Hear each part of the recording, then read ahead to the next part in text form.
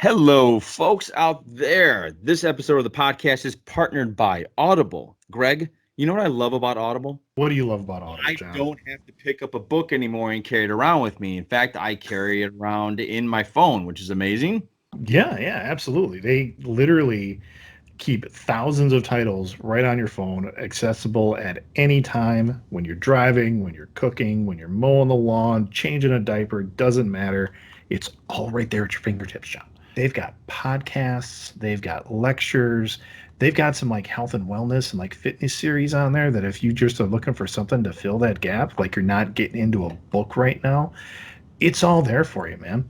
If you're a member, Greg, what's cool about it is you get 3 titles per month. The first one, you can pick whatever you want. Like I've said, I'll probably start hitting up some of those health and wellness books.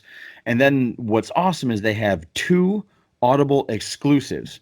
Exclusives, folks. You can't get it anywhere else. It's true. That is very true. So if you guys want to get on the Audible train, you can go to audibletrial.com/JATG. That stands for Johnny and the Greg. Hook yourself up with a 30-day free trial. No promises, no nothing. If you don't like it, which I can't imagine you're not going to like it, you can cancel at any time. But the great thing about that is the books you get during your free trial, or if at any time, those books are yours. Like you get to keep them. You can listen to them nonstop, anytime, all the time. Sounds like a deal to me, man. So if you guys are smart, like I know you guys are, because you already listen to this podcast, sign yourself up, guys. What do you got to lose? It's 30-day free trial, and it's books, it's knowledge. Gotta drink it up. It is. It is. So one more time, it is audibletrial.com/JATG.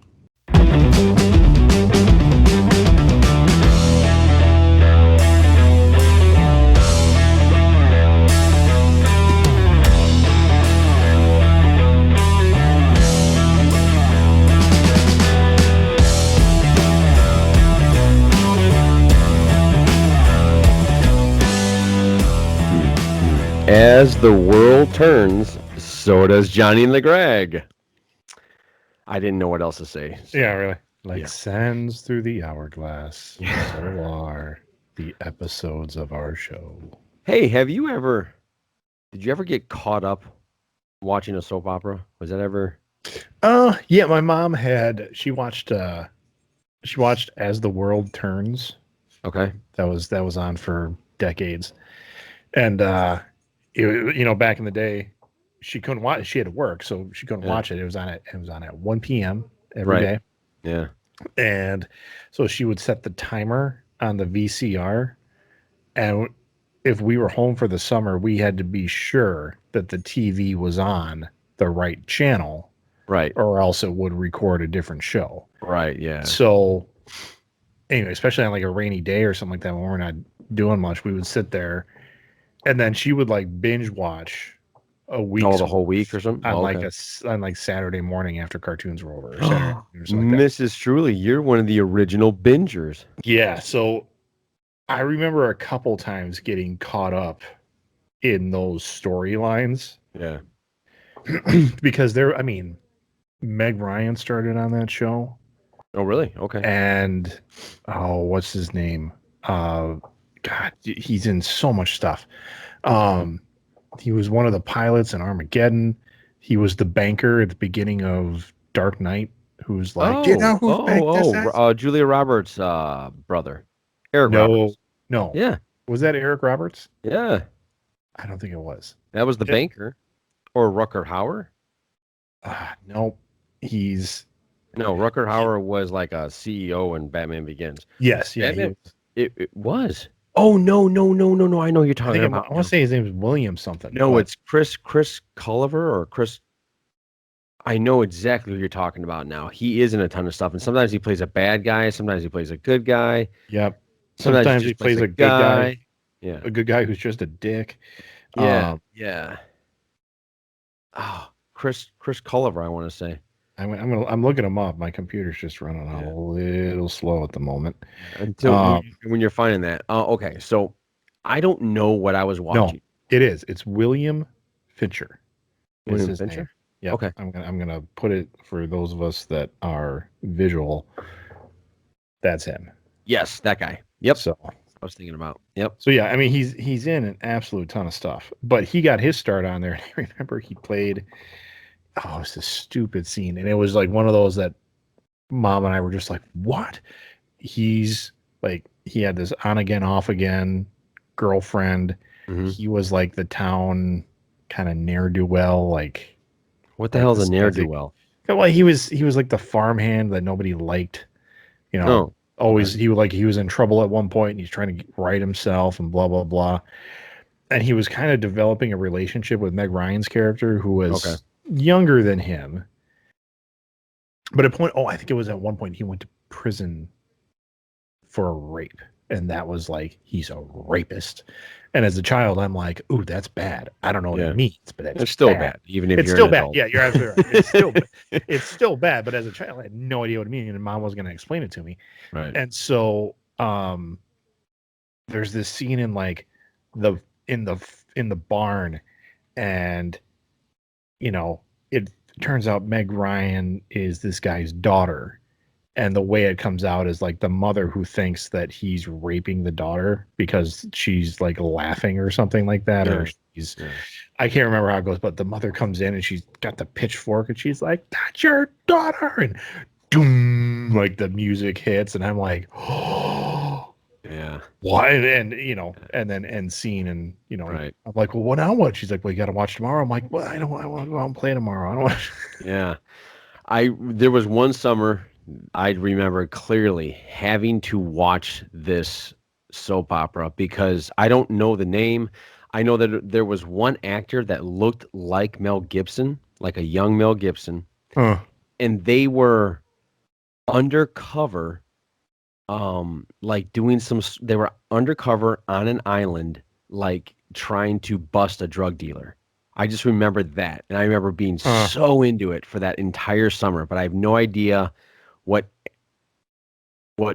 one it was. But other than that, I've never been into it. But I asked that because I came across one, as I was flipping through channels, and I was like, oh, here comes the pause. And then they'd say something, and they had that long pause where they're looking at each other's faces. Yeah. But anyway, when we were in college, like, I remember walking through the commons areas, and there was entire groups of people. Yeah. Like in like the giant, and they were watching Days of Our Lives. I think Days of Our Lives. Maybe that was. I have no idea what it was called. Whatever it was, there was demonic possession. Wasn't that Passions? That it started out like that was the show that did that kind of thing, and then everybody started doing it. But then Days of Our Lives started doing it too. Oh. And I was like, yeah. But I just remember like the groups of people that were watching it. Yeah.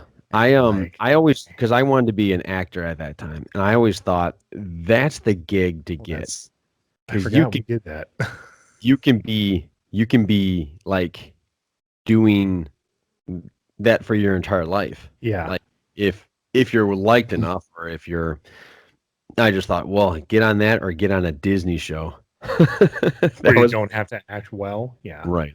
There was, I remember our friend Rita, and you auditioned, sent in she had that idea. Passions.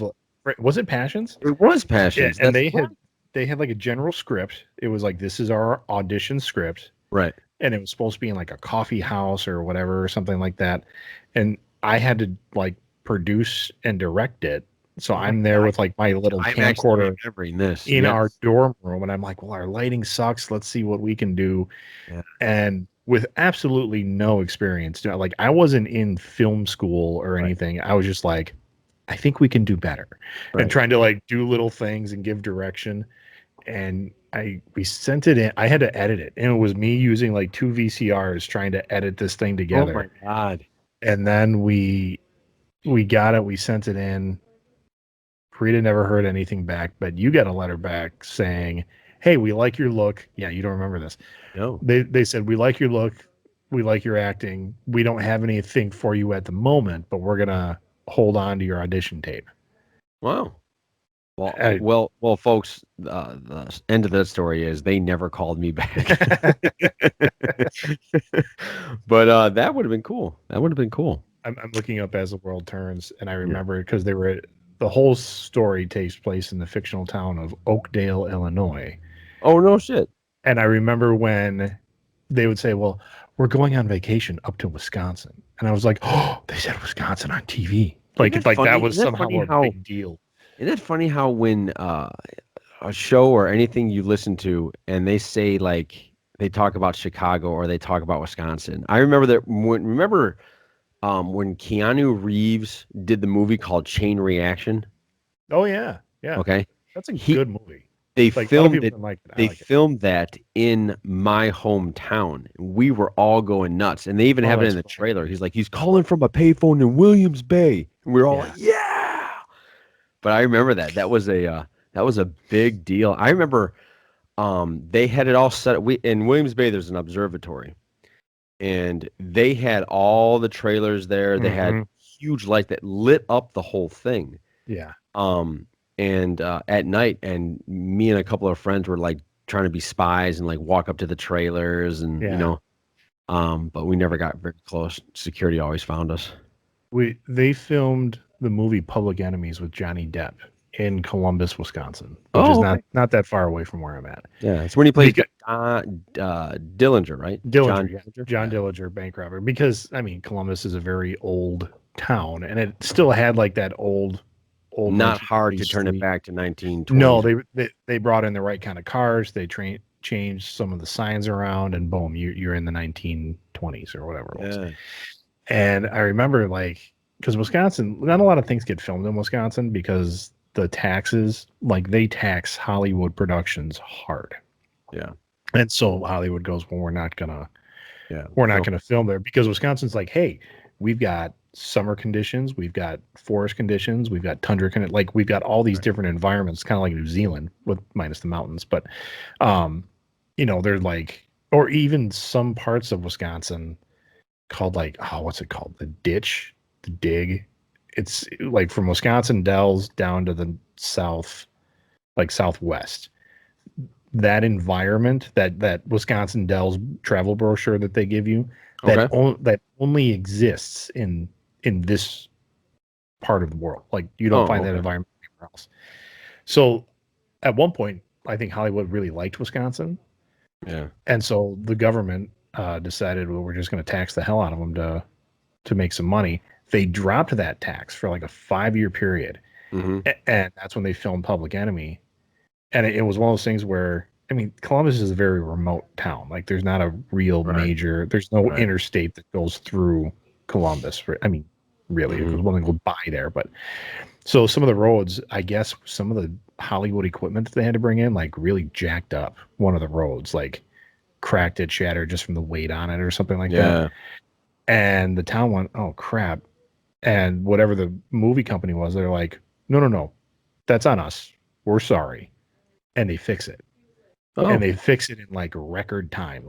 This wasn't a shoddy job. Yeah, the company they hired to come in and do it took half as long as state road construction usually takes. Yes. And they're like, hey, sorry about that. That was on us. And that was it. And I'm like, why were they not? And then they, change in government leadership. And they're like, nope, we're going to reinstate that tax. And no one's filmed here since. So, wow. Well, lift that, guys. Yeah. Because you brought up Chicago. I mean, of course, people talk about Chicago.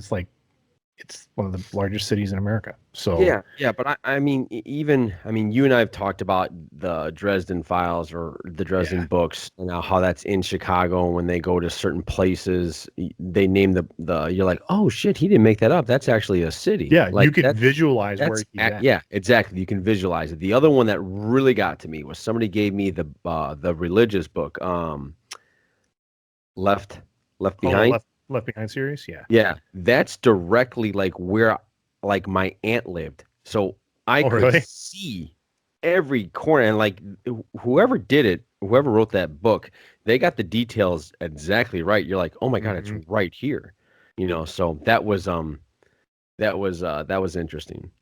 But anyway, hey man, Netflix dropped a cool movie that I feel like there was just this momentum of excitement for it to drop down. especially off of the coattails of the Snyder cut with Justice League. Oh, yeah. We talked about it last week. Yeah. Oh yeah, Army of the Dead. Part of our summer. Greg and I both saw it. Greg, yes. what'd you think? The bottom line is I liked it. Like, I didn't love it. I'm not like, oh, that was great. No, I liked it. I am hard pressed to call it a zombie movie because while there are zombies in the movie, and it's not even like where I'm like, well, Walking Dead's really about the survivors. It's not about the zombies. Right. This was an action film with set in a setting of pretty much a post-zombie apocalypse. In only one city, though. Well, yes, like it happened, and it happened worldwide, but like everywhere else, they got on worldwide. No, it didn't. No. You didn't get that where it happened worldwide. Like that's why they worldwide. It happened in just Vegas. So in the beginning, you're saying in the beginning with that Area 51. Yes. There was something in that Area 50. There was something in that container. I'm not ruining it for a lot of people that haven't seen this, but there was something something gets out of Area 51 and they make their way to Vegas, and that's what starts it, and that's where it stays. Okay. Yeah. I took that differently. Like they quelled it everywhere else. That's why they had the Area 51 guy. And they were you know what? That's minutia. That doesn't matter at all. Yeah. So essentially, yes. I mean, they set a perimeter around Vegas. That is the last bastion of zombiehood. Whether it was the only one or not doesn't matter. And then it turns into a heist movie. They want to go in there, steal millions of dollars from the vault that I really took it as the same vault that Ocean's 11 was going after. Yeah. You're right. I mean, it really had, because when they're talking about the geography of it, you're like, it must be the same one. Right. And then just trying to get through there. But then it takes a couple different spins of like, there's types of zombies. Which I liked. Okay. I'm with you. I like the movie. If it was on DVD for me to buy, I will not buy it. I was shocked that it was 2.5 hours. I'm not. It's Zack Snyder. 2.5 hours though? No, I'm not saying that he couldn't have cut it down. I think he could have cut it down at least 45 minutes. Yeah, I would say so. There were some scenes in there I thought were very cool. Now, here's the thing, guys. It's a zombie movie. So it's a zombie movie. It's kind of funny lately. Greg's been pointing this out to me, and I think maybe it's the influence of my wife.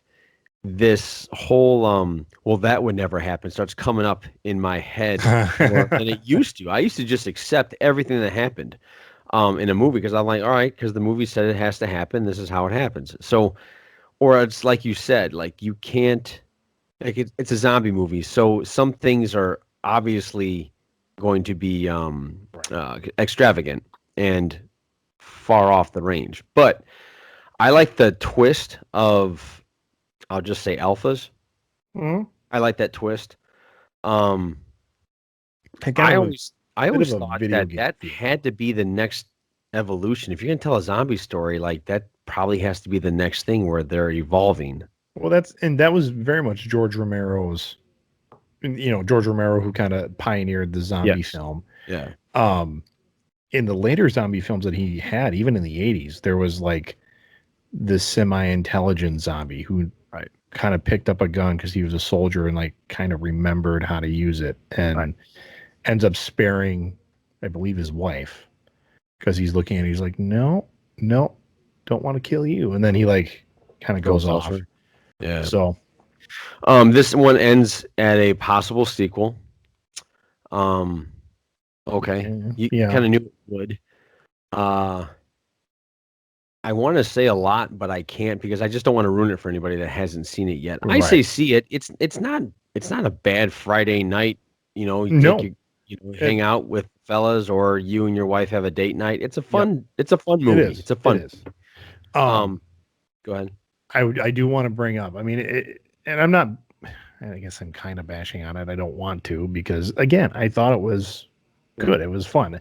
There's definite like the archetypes in there of like the smarmy corporate guy who goes on the mission and the the kick-ass Latina girl and the they like I said, it was almost like if you were to make a zombie video game.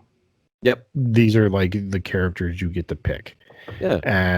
And like the badass super soldier with a heart. And that was the Dave Bautista. And I even mentioned this, I believe it was last week when we were talking about Dave Bautista. I think he's an amazing actor. I mean, he people look at him as the giant tattooed lump of muscle. Mm-hmm. And that's kind of what he's been cast as in most of his stuff.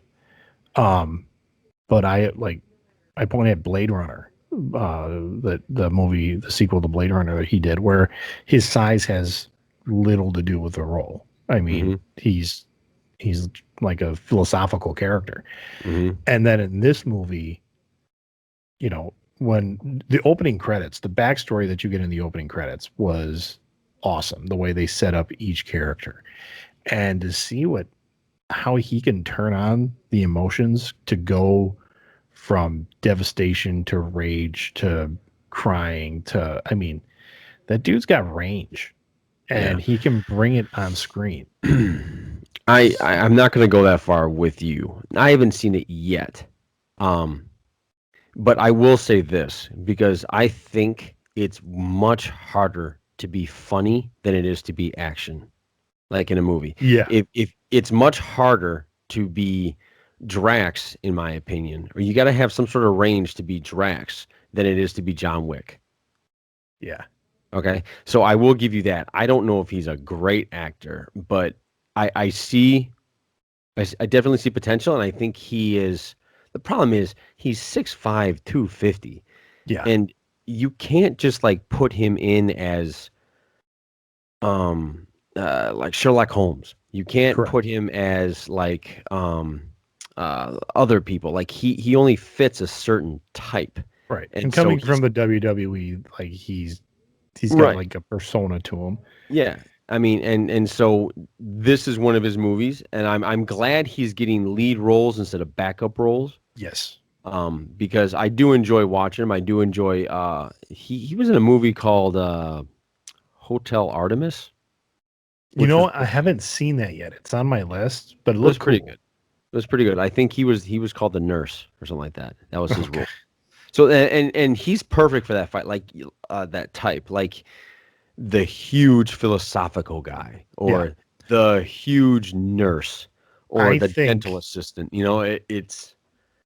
I think he is a solid script, like a good script away of like a prison movie away. Like he's one Shawshank Redemption away from an Oscar. Oh yeah, okay, yeah. I see what you're saying. Something where they Green Mile.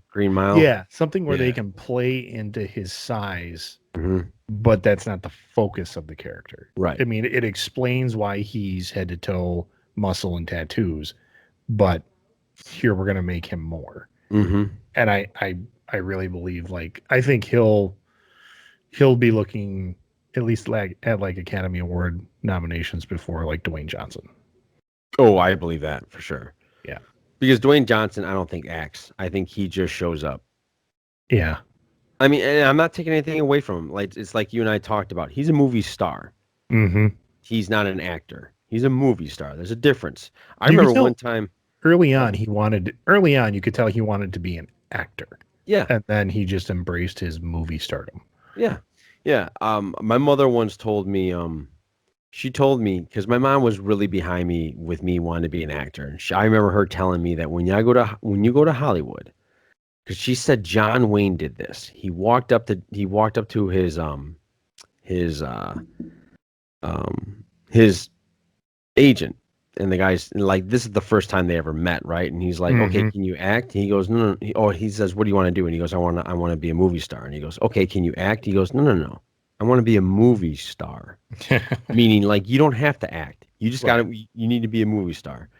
So yeah, but that's that. But yeah, I thought it was a good movie. It's what I like to call a good popcorn summer movie. Yeah. Yeah. It fit the summer season perfectly. Yeah, it is. It is. I will say I loved one death because the person got what they deserved for sure. I like two of them, but we'll discuss that offline. Okay. One had to do with an animal. Oh yeah. Yeah, Yeah, that was that was awesome. good. That was Yeah. good. Okay, so we both liked it. I actually had a question for you when it came to that movie. Maybe you picked this up. Did you understand the whole they're in the vault and they look over and there's all these bodies and all of a sudden they did all these flashes of like the zombie versions of the team. And then I forgot what the black guy's name is, but he starts going into this philosophical of like, well, maybe this is us. Maybe this is our fourth time doing this. Oh, Did you yeah. understand any of that? Yeah, he was getting in, he was suggesting that they're in a time loop. Okay. Like, oh, I see. And the simple answer is the guy that hired them to do the job has Yes. sent teams in there before and they never Yes. came back. Of course. But when you look at the decomposed bodies Yes. that are there, they're actually wearing the same clothes as Yeah. the Or they counterparts. have like the same necklace or something Yeah. like. I Yeah. mean, there were like the guy in the Hawaiian shirt. You know, there's a skeleton wearing the same Hawaiian shirt kind of thing. Yeah. And so the the black guy who's again super smart, and he's like has a PhD in philosophy is what they say. He's like, oh, this is us. We've been here before. We keep having to repeat this loop, making different mistakes over and over again until we're finally successful. Right. Which would turn that into a different kind of science fiction Which piece altogether. that would be cool, actually. If like when he said that, I was like, are they really doing that? I mean, that seems like out of left field. Right. But I don't know if you noticed, like when some of the alphas were downed, there was like a weird blue electricity or something. Yes.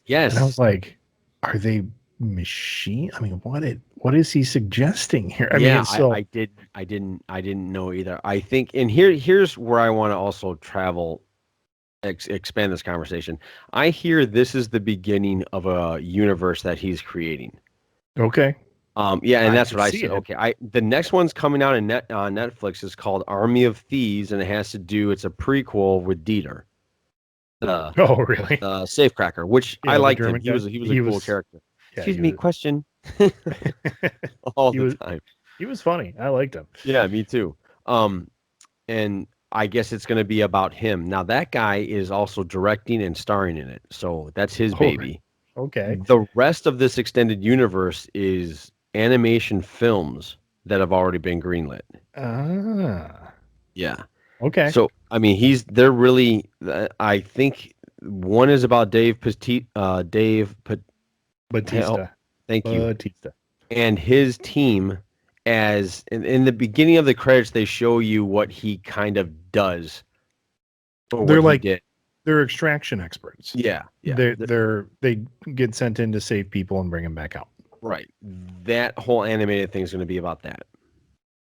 Do you think, I mean, talking about the animated piece and looking at like the success of Invincible, Okay. and the second season of Netflix Love, Death and Robots, which we're going to talk about in a second. Do you think America is embracing the adult animation a little bit more than they have in the past? Like your average Joe? I would say not yet. I'll tell you, I am. You know me. I used to not like. I was like, no, dude, I don't want to watch that. Right. Like, Yeah. now, I would bring back anime, and you're like, no. Yeah. I think I'm turning a corner. My Ursula is not. And I always kind of judge everything basically on how she's handling things because I feel like honestly, Ursula has both feet on the ground. I have one foot up in the clouds. Like there's that geek in me that will never die. Ursula's like, okay, this is cool, or this sucks, and she's not there yet. I was like, hey, you want to watch this Invincible? This actually looks really good. And she's like, no, it's a cartoon. Like that's what she said. Yeah. So right away she put an or she put like a negative thing on it. But I don't think they're there yet, Greg. I don't. But anybody that thinks that I'm wrong, please let us know. Also, please let us know if anybody saw that philosophical scene in Army of the Dead and you want to add your 2 cents in. Let us know. Email us, Instagram us, Facebook us. Let us know. But you said you brought what? I said they can find us. Yeah. You brought up Invincible, and you also brought up Love, Death, and Robots. Did. For any of those who don't know, in one of our past podcasts, we talked about the first season on Netflix called Love, Death, and Robots, and it was like what do you call that? Not an Anthology. Thank you. I don't know if it's technically an anthology, but I know they're vignettes, like they're short stories. Yes. Different animation styles from different creators telling standalone short stories. Right. The first season was fantastic. Yeah, Greg and I both really enjoy them. Not that the second season wasn't fantastic, but I think I wanted more. Yeah. Yep. There were only 8. I think the first one had 18, and there was only 8 in this one. And that tells me they were rushing to get it out. Yep. There were two of them where I thought, wow, this is incredible animation. I think that guy looks real. The one with Michael B. Jordan. Yes. Well, and you could tell that he obviously did the motion capture. Yes. They animated him into that. Yes. Into that. Yeah. The other one was Snow in the Desert or something like that. Snow in the Desert, which was fantastic. It was a really good one. I agree. Other than that, I can't remember any other ones, to be honest. I remember the first one was a robot trying to kill the old lady. Yeah, the old lady. And then after that, I really can't remember. Very stylized in that one animation. I'm looking up the different episodes right now. But yeah, they didn't hit as much as the first season did for me. The first season I can clearly talk about.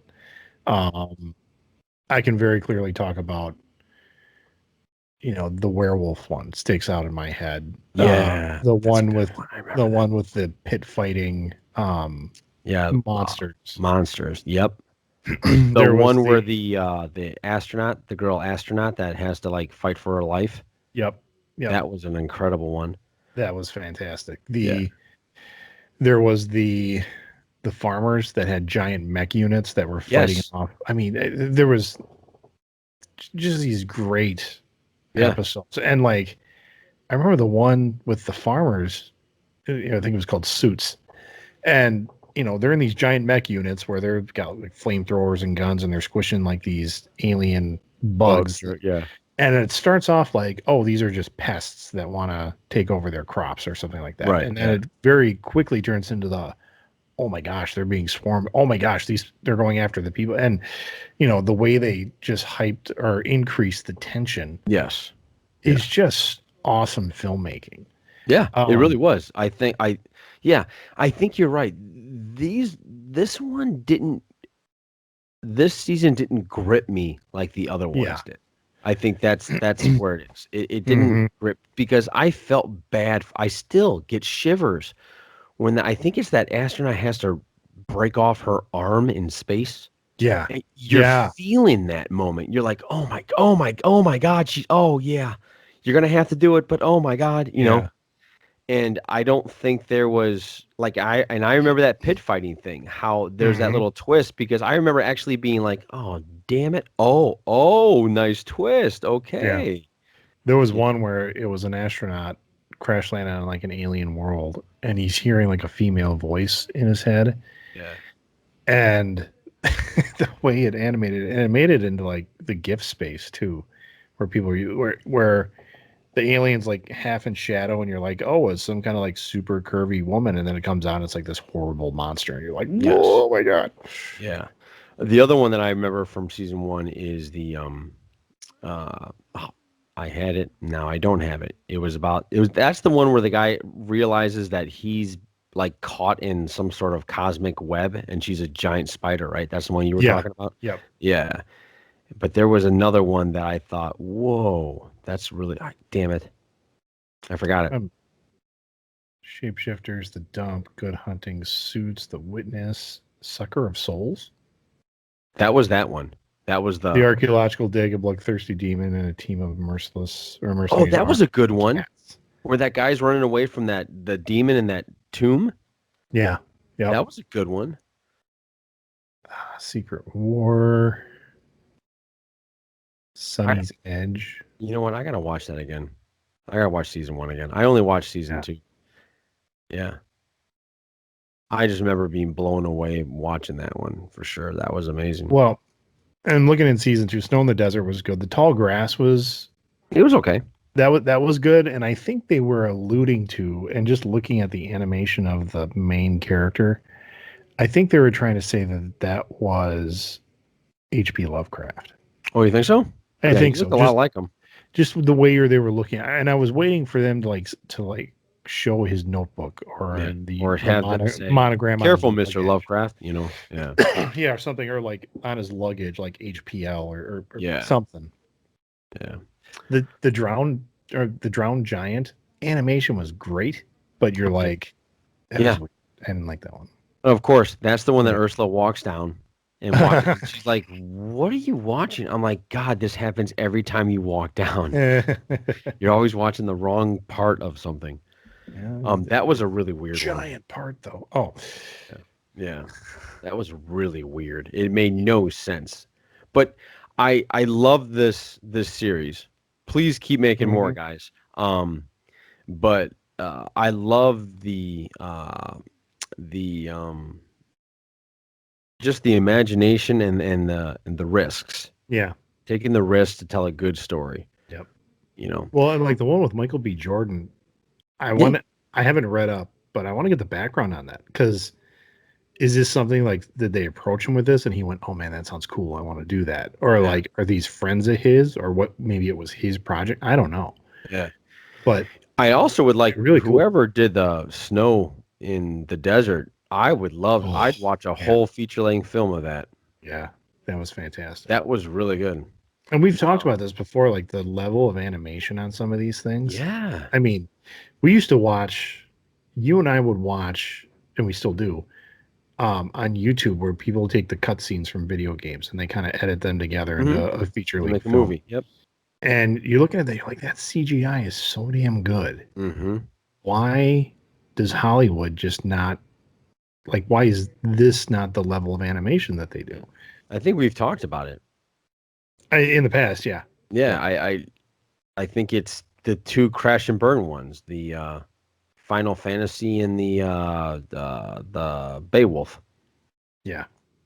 I think because those bombed so bad, and I think it's piggybacking off the question you asked of are people ready for that yet? I don't think they are yet. That's all. Yeah. So, I have a question for you.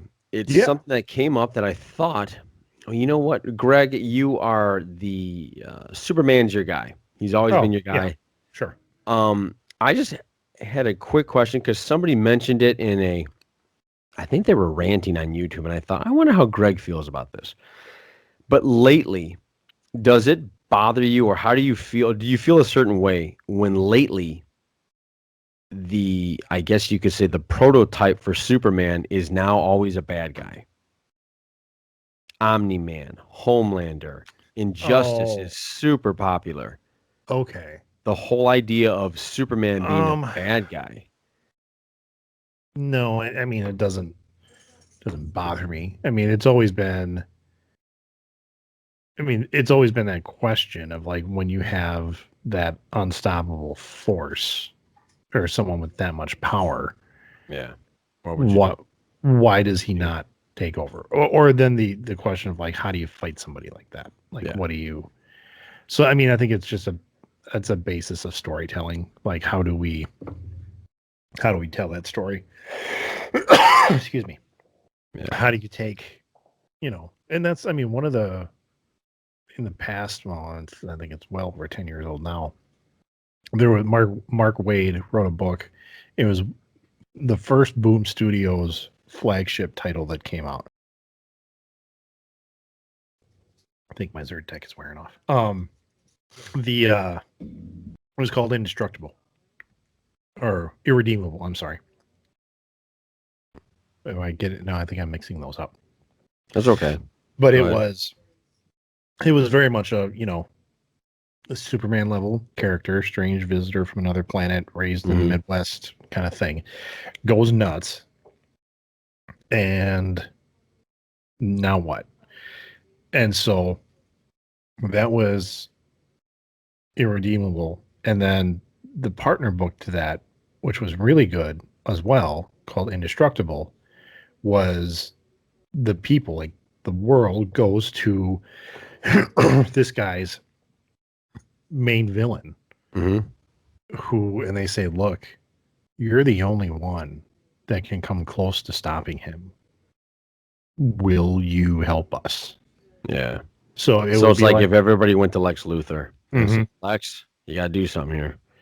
The interesting concept was that guy's powers was he would wake up in the morning and be normal, but the longer he was awake, the more powerful and indestructible he got. So like if he didn't shave within the first 5 minutes of the day, he couldn't couldn't shave anymore. The razors would just break. So it was a cool concept. Yeah. But I what hasn't been done yet, and you're right. I mean, they're doing that a lot, where you got the ultra powered person is the bad guy. Yeah. Brightburn. That's another one. Yep. Which I liked Brightburn. I thought that was pretty good.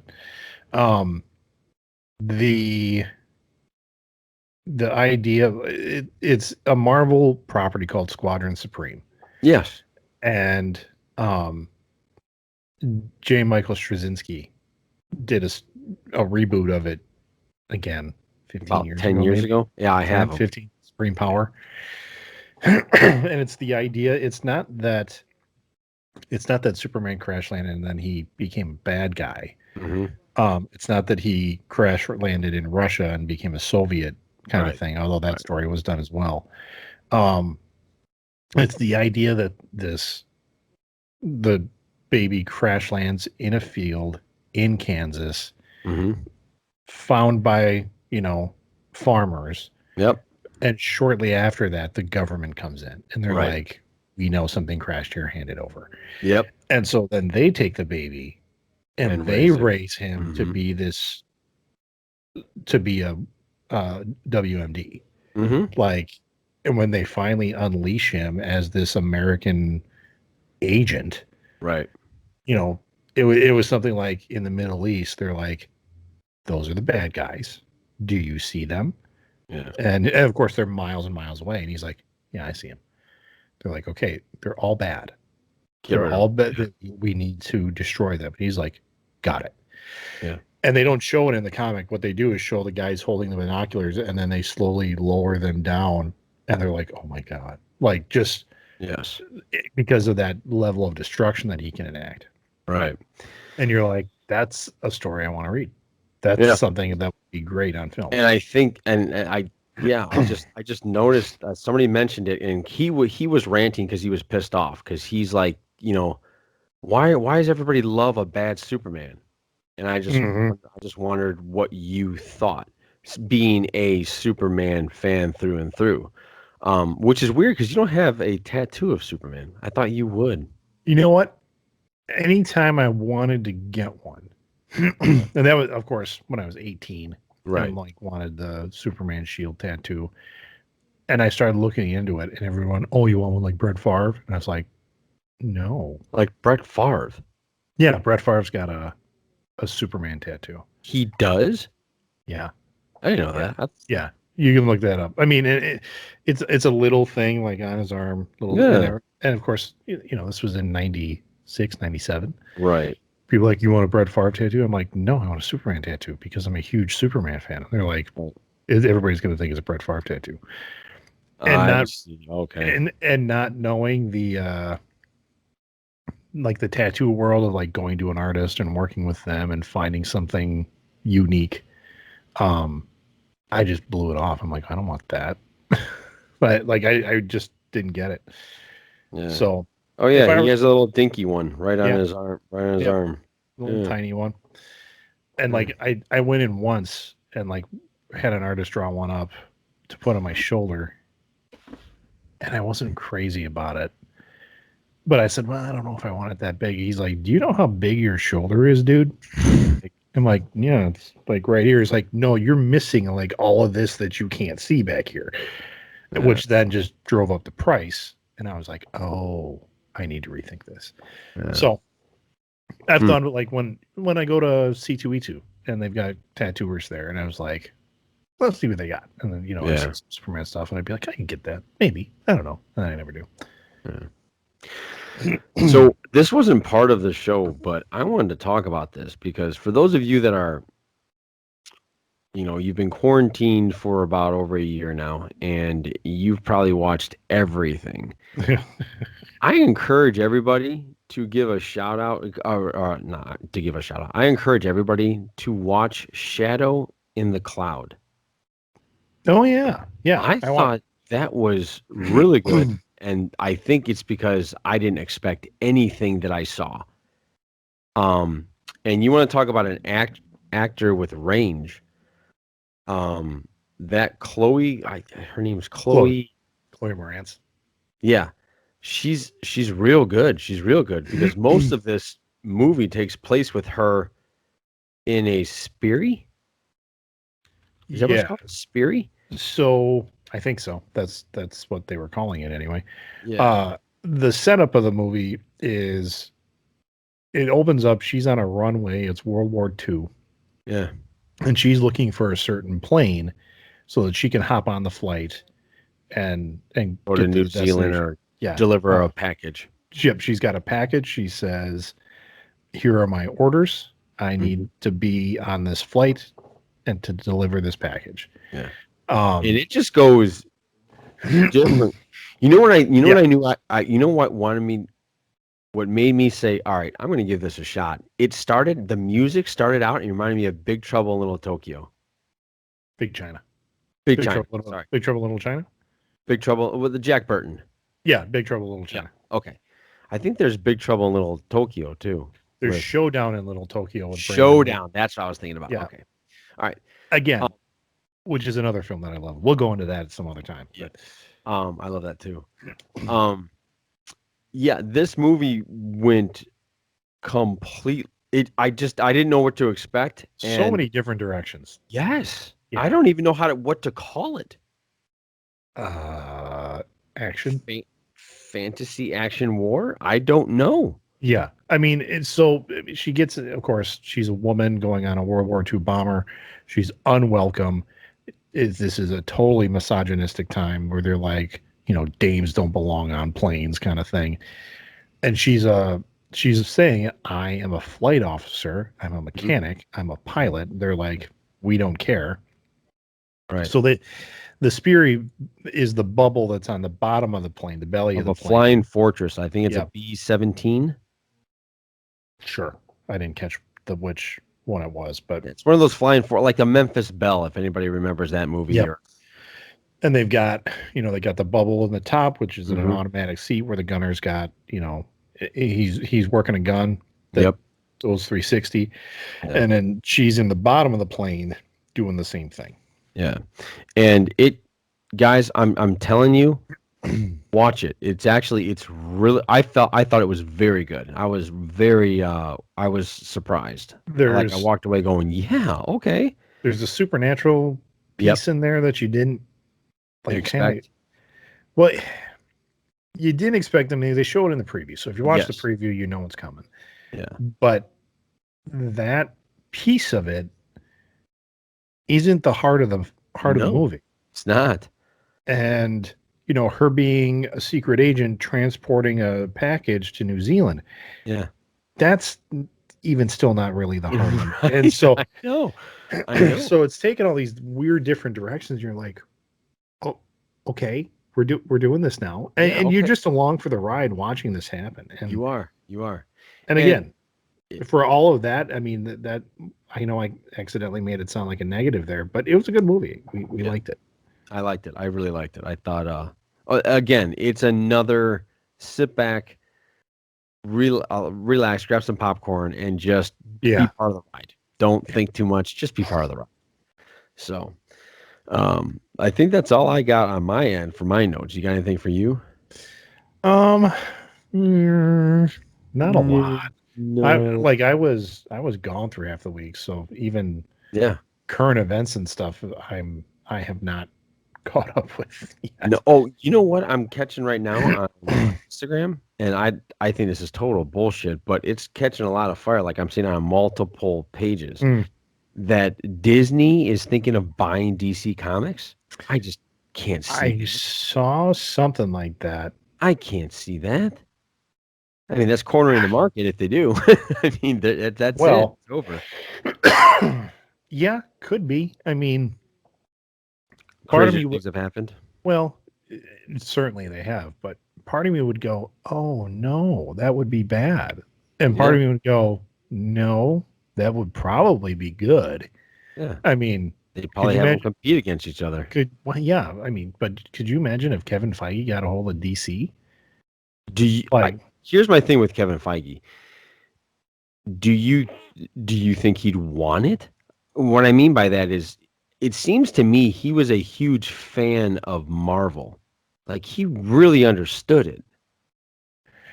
um, I mean, hey, maybe he's all about DC too. Who knows? Maybe he's more about DC, but he just got the Marvel gig. I don't know. I'm just yeah, saying. my initial piece on that Yeah. is that he is a big fan of storytelling, and I think he'll take anything and run with it.